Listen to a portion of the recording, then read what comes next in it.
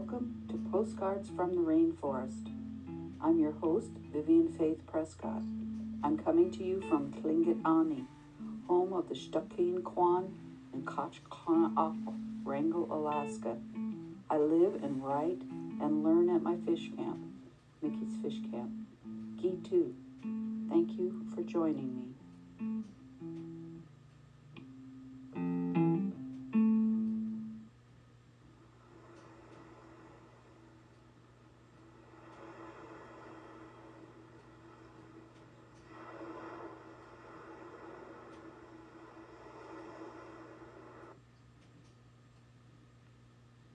Halibut.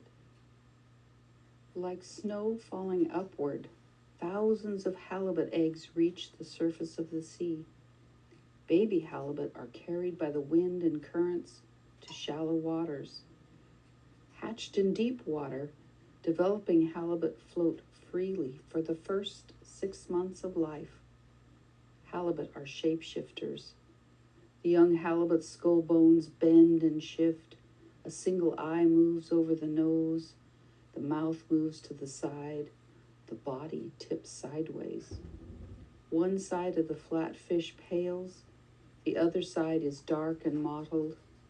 The halibut turns parallel to the ocean floor and swims for the first time as its new self.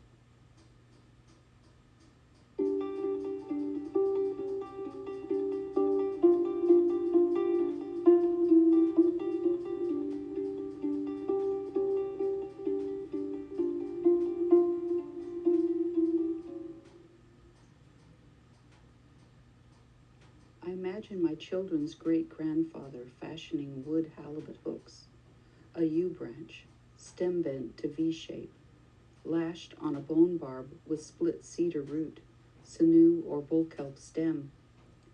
Bait with octopus. Octopus is the best. I tell my son that Raven gave us all the fish in the world as a gift. My grandson has just caught a halibut. My son whacks the halibut on the head with a club.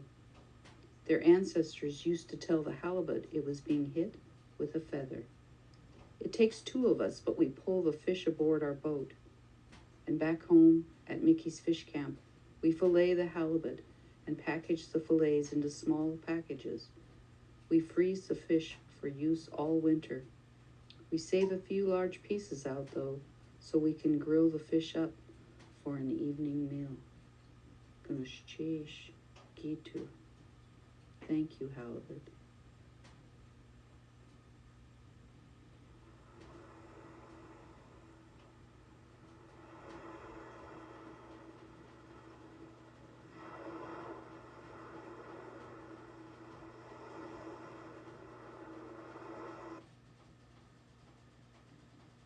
Fish On, poem by Vivian Prescott.